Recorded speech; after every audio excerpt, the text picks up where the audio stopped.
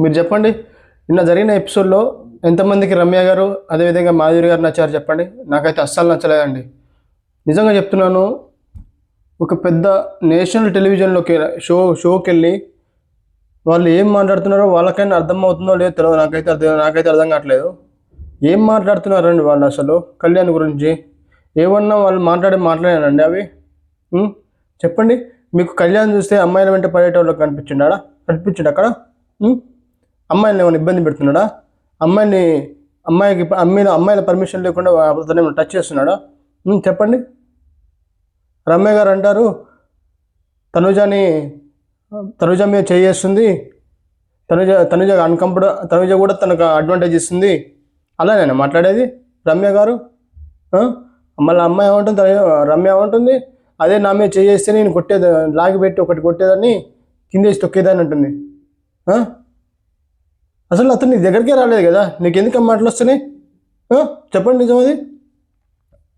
అమ్మాయి మళ్ళీ ఏమంటుంది, సీజన్ ఎలిమినేట్ చేసినందుకు నాతో మాట్లాడుతూనే అంటుంది.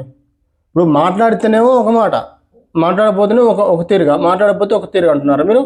అంటే నేను మాట్లాడితే అతని మీద ఏదో ఒక తప్పు తీసి అతని మీద తిడదామనే మీరు అనేది. ఇంకా బెటర్ అతను ఇంకా మీ జోలికి రావట్లేదు. ఇంకా నయం, మీ జోలికి వస్తే ఇంకా అతను ఏదో మాట్లాడడానికి ట్రై చేస్తే మీరు దాన్ని కూడా తప్పు పట్టేలా ఉన్నారు. నిజంగా చెప్తున్నాగా, ఈ రమ్య గారు మాధురి గారు కొంచెం వాళ్ళ ఏమన్నా మాట తూలి ఏదన్నా వాంటెడ్ కాకుండా అన్వాంటెడ్లో ఏదైనా తప్పు దొరికితే మాత్రం వాళ్ళు మాత్రం కళ్యాణ్ ఖచ్చితంగా అతన్ని చాలా ఇబ్బంది పెడతారని నాకు అర్థమైంది. ఏం మాట్లాడుతున్నారండి మాధురి గారు, అదేవిధంగా రమ్య. అమ్మాయిని పిచ్చోడు అంటుంది అమ్మాయి, మా రమ్య గారు. అట్లేనా మాట్లాడేది? తనుజ అంటే అతనికి అడ్వాంటేజ్ ఇస్తుందంట. ఒక అమ్మాయి ఇంకొక అమ్మాయి గురించి అట్లేనా మాట్లాడేది అసలు? నిన్న ఎపిసోడ్ చూస్తే నాకు అంత కోపం వచ్చింది వాళ్ళని చూస్తే. మాధురి గారు ఏమంటారు, అతను ప్రొఫెషన్లో ఉండి మంచి ఆ ప్రొఫెషన్లో ఉండి అమ్మాయిల వెంట పడుతున్నాడు అంటుంది. అంటే మాట్లాడేది మాధురి గారు. అతను ఏమన్నాడు అసలు మిమ్మల్ని ఒక మాట అంటున్నారా? ఏమన్నా ఆలోచిస్తారా వాళ్ళు వైల్డ్ కార్డ్ వాళ్ళు? దిస్ ఈస్ టూ మచ్ అండి. ఆడియన్స్ మీరు చూసుకోండి వాళ్ళ సంగతి మీన్స్ వాళ్ళు ఏదైనా పర్ఫార్మెన్స్ చేస్తే చేయండి, ఓట్లేయండి, లేకపోతే వదిలేయండి వాళ్ళని. ఇక ఏం మాధురి గారికి కళ్యాణ్కి గొడవ ఎందుకైంది అసలు? గొడవ అసలు చిన్న మిస్అండర్స్టాండింగ్ వల్ల అయింది. ఒకటి, మాధురి గారికి కళ్యాణ్కి ఎందుకు గొడవైందో తెలుసా అండి? తప్పు ఆమెదే ఉంది, మాధురి గారే. ఎందుకు చెప్తాను, పాయింట్ టు పాయింట్ చెప్తాను, మీరు వినండి. ఫస్ట్ యాక్చువల్గా ఏమవుతుందంటే మాధురి గారికి కిచెన్ హెడ్గా అప్పచెప్పారు. అంతకుముందు నైట్ ఏమవుతుందంటే, ముందుగా దివ్య ఏం చెప్తుందంటే, మీకు కిచెన్ హెడ్ కదా, మీరు మెయిన్ కదా, మీకు ఏమైనా రేపు మార్నింగ్ ఏదైనా కర్రీ అదేవిధంగా ఇంత చపాతీ చేయమని అంత ముందు రోజు చెప్తుంది. మీరు లేచి నన్ను అడగండి, నేను రేషన్ మీకు ఇస్తాను అని చెప్తుంది. అప్పుడు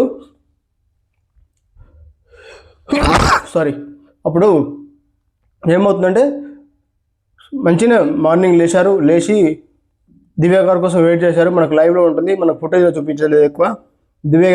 మాధురి గారు లేచారు, ఒక 1 అవర్ వెయిట్ చేశారు దివ్య గారి కోసం. మళ్ళీ వెంటనే ఆమె స్నానానికి వెళ్ళింది.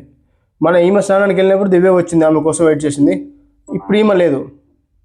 సో నేను ఏమంటున్నానంటే, అక్కడ ఈమె వచ్చినప్పుడు ఆమె లేదు, ఆమె వచ్చినప్పుడు ఈమె లేదు.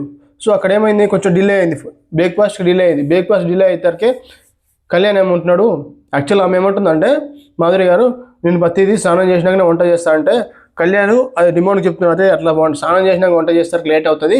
సో రేపటి నుంచి మేడంకి చెప్పండి, మేడం చెప్పు, కొంచెం మళ్ళీ టాస్క్ ఎప్పుడు పెడుతుందో తెలియదు, ఒకరోజు టాస్క్ పెడితే లేట్ అవుతుంది, మళ్ళీ లేట్ అవుతే మన స్నానానికి లేట్ అవుతుంది, టాస్క్ ఎప్పుడు మూతాయో, టాస్క్లు ఎప్పుడు క్లోజ్ అవుతాయో మనకు తెలియదు, కాబట్టి ఒకరోజు ముందు రోజే కొంచెం అలర్ట్గా ఉండమని చెప్పి, బ్రేక్ఫాస్ట్ తొందరగా చెప్పమని చెప్పి పవన్కి చెప్తాడు. సో అది పవన్ కూడా చెప్దామని ట్రై చేస్తాడు, కానీ అది పక్కన పెట్టేస్తే అసలు డిస్కషన్ అయితే ఇదిగా ఆమె అది కిచెన్ హెడ్ దివ్య వెళ్ళి ఆమెకు ముందు రోజు చెప్తుంది. తెల్లారి మళ్ళీ ఆమె వెయిట్ చేస్తుంది దివ్య కోసం, రేషన్ కోసం వెయిట్ చేస్తుంది. ఆమె స్నానానికి వెళ్తుంది, అంతలోపు మళ్ళీ ఈమె వస్తుంది, ఈమె వెయిట్ చేసి ఆమె వచ్చే లోపల ఈమె స్నానానికి వెళ్తుంది. సో అక్కడ బ్రేక్ఫాస్ట్ లేట్ అవుతుంది. లేట్ అయిన తర్వాత సరే వంట చేస్తారు, కిచెన్లో తనుజ పవన్ వంట చేసుకుంటారు. అప్పుడు ఆమె వస్తుంది. అప్పుడు ఆమె వచ్చినప్పుడు అక్కడ అందరూ ఉంటారు హాల్లో. ఉన్నప్పుడు ఏమవుతుందంటే, కళ్యాణ్ నుండి మేడం కూర్చోండి మేడం మాట్లాడదామని రమ్మంటాడు. కూర్చొని మేడం కూర్చోండి మేడం మాట్లాడదాం అన్నాడు. అప్పుడు ఏమంటుంది ఆమె, కూర్చోపోతే మాట్లాడరా, కూర్చోపోతే అంటే టోన్ ఒకటండి. పర్లేదే అబ్బాయి, పర్లేదే బాబు, మా నిల్చొని మాట్లాడుకుందామని, అది వేరే టోను. కూర్చోపోతే మాట్లాడరా అంటే, కూర్చోపోతే మాట్లాడరా అది కాదు మేడం, బ్రేక్ఫాస్ట్ లేట్ అవుతుంది కదా, సో ఇవాళంటే లేట్ అయింది, రేపటి నుంచి షెడ్యూల్ చేంజ్ వేరేలాగా ఉంటుంది, కొంచెం తొందరగా చేయండి మేడం అని చెప్దామంటే, అప్పుడు ఆమె ఏముంటుందంటే, నేను ఇంతకుముందుకు హాఫ్ అన్ అవర్ కూర్చున్నాను, హాఫ్ అన్ అవర్ ఉన్నాను, వచ్చాను, మీరు ఎవరు లేరు, అప్పుడేమైంది లేట్ అయిన సంగతి, ఇప్పుడు అంటానంటే పర్లేదు, ఆమె వచ్చింది లేట్ అయింది అనేది పర్వాలేదు, ఆమె ఎట్లా చెప్పాలి, ఆ బాబు నేను ఇంతకుముందుకు లేట్ అయింది, ఇంతకుముందుకు వచ్చాను కూర్చున్నాను, లేట్ అయింది, మీరు ఎవరు లేరు, సో అప్పుడు నేను వచ్చాను మీరే లేరు అని అది చెప్పడం వేరు. నేను వచ్చాను అప్పుడు మీరంతా ఎట్టిపోయారు, మీకు మీకు తెలియదు అప్పుడు లేట్ అవుతుందని ఆ టోన్ వేరు. అప్పుడు ఆ టోన్కి ఏమైందంటే, కళ్యాణ్కి ఏమైందంటే, కళ్యాణ్ కూడా తప్పు ఏమీ లేదు మేడం, మీరు ఇలా మాట్లాడితే నేను కూడా వేరేలాగా మాట్లాడుతుంది అని, అంటే ఆమె ఎటకారంగా మాట్లాడుతున్నట్టు కళ్యాణ్ ఫీల్ అవుతున్నాడు. ఒకటండి, నేను ఒక చిన్న ఎగ్జాంపుల్ చెప్తా. ఫర్ సపోజ్ మీరు మీరు రోడ్డు మీద వెళ్తున్నారు, ఒక ఆంటీయో ఒక అమ్మాయో ఒక గల్లో ఆపోజిట్లో రాంగ్ రూట్లో వస్తున్నారు, అప్పుడు ఒక అబ్బాయో ఒక అమ్మాయో ఆమెతో మాట్లాడుతున్నారు, ఆపోజిట్ పర్సన్ ఎవరైనా కానీ, అప్పుడు ఏముంటుంది, కరెక్ట్ రూల్ ఫాలో అయిన ఒక అబ్బాయి, కరెక్ట్ రాంగ్ రూట్లో వస్తున్న ఒక అమ్మాయి అనుకోండి, సపోజ్ ఎగ్జాంపుల్, ఎవరిని కూడా తప్పు అనుకోకండి, రాంగ్ రూట్లో వస్తున్న ఒక అమ్మాయి కరెక్ట్ రూట్లో పోతున్న ఒక అబ్బాయి ఏమంటాడు, మేడం మీరు రాంగ్ రూట్లో వస్తున్నారు, మీరు తప్పుగా వస్తున్నారు, కొంచెం యూటర్న్ తీసుకొని రైట్కి వెళ్ళండి, అక్కడ లెఫ్ట్కి తీసుకోండి మేడం అని చెప్పి అని అంటాడు.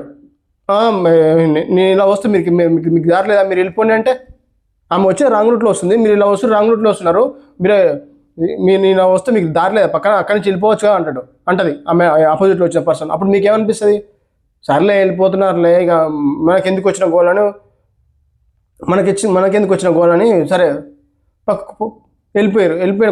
కొంచెం ముందు పోయాక మీరు అక్కడ దగ్గర ఆగిన తర్వాత ఏమైంది, ఈ ఆపోజిట్ వచ్చిన గర్ల్ ఏమైంది, తన రిలేటివ్స్ ఎవరిని తీసుకొచ్చి అడిగిస్తుంది అక్కడ, ఈ అబ్బాయి నన్ను రాంగ్ రూట్లో వస్తున్నావు అని వేరే అని చెప్పేసి నన్ను ఇట్లా ఒక మాట అన్నాడు అని ఆ అమ్మాయి తన రిలేటివ్స్ చెప్తుంది. అప్పుడు ఎట్లుంటుంది చెప్పండి మీకు, మేడం మీరు ఇలా మాట్లాడితే మీకు వేరేలాగా మాట్లాడవలసి వస్తుంది అని ఆ అబ్బాయి అంటాడు. అప్పుడు దాని పరిస్థితి ఏంది, అప్పుడు ఎవరికైనా అన్నాడా, అప్పుడు ఆమెకు కోపం వచ్చిందంట. ఇక తప్పు చేసేది వాళ్ళే, ఎటకారంగా మాట్లాడేది వాళ్ళే, మేడం మేము వేరేలాగా మాట్లాడవలసి మీరు అని అంటే ఆమెకు కోపం వచ్చిందంట. ఇక ఏమో అండి, నాకైతే ఆమె తప్పు ఉందనిపించింది నాకైతే. అంటే కొంతవరకు ఆమె తప్పు లేదు, కొంచెం ఒక లిమిట్స్, అంటే కోపాన్ని కంట్రోల్ చేసుకోలేకపోయారు అని నా ఫీలింగ్. నిజంగా అంతవరకు అయిపోయింది. అంటే నేనేంటంటే, మేడం కూర్చోండి మేడం అన్నప్పుడు, నాకు కూర్చోకపోతే చెప్పరా అన్న ఒక టోన్, వేరే టోన్ వచ్చింది. దాని తర్వాత మీకు ఏమైంది మీకు తెలియదు, అప్పుడు లేట్ అవుతుంది అన్నప్పుడు ఒక టోన్ వేరే వచ్చింది, మేడం మీరు ఇలా మాట్లాడితే వేరేలాగా మాట్లాడాల్సి వస్తుంది మేడం అన్నీ. అప్పుడు ఏమైంది, సరే అయిపోయింది, అంతటితో పోయింది. కళ్యాణ్ వేరే చోట కూర్చున్నారు, దివ్య ఒక చోట ఉంది, ఆమె మాధురి గారు ఒక దగ్గర ఉండి ఇక ఆమె వంట చేస్తున్నారు. అప్పుడు వంట చేసి కిచెన్లో ఏమైంది, తనుజ చెప్తుంది వేరేలాగా మాట్లాడాల్సి వస్తుంది అంటే, వేరేలాగా ఎట్లా మాట్లాడతారంటే ఎవరన్నారు తనుజ అంటే కెప్టెన్ అన్నాడు.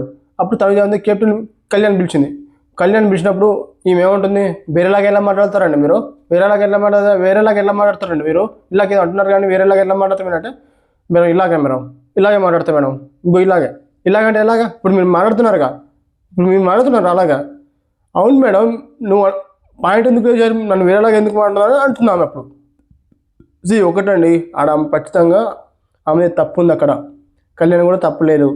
కళ్యాణ్ కూడా తర్వాతకి ఏమైంది, మీరు అట్టయి ఉంటే సారీ మేడం అని చెప్పాడు, అట్టయి ఉంటే సారీ మేడం, మీకు ఆ మాటకు మీరు అట్టయితే సారీ అని చెప్పాడు. చెప్పిన తర్వాత ఇమాజిన్ నుండి వదిలేయండి మేడం, అతను సారీ చెప్పాడు కానీ అంటాడు.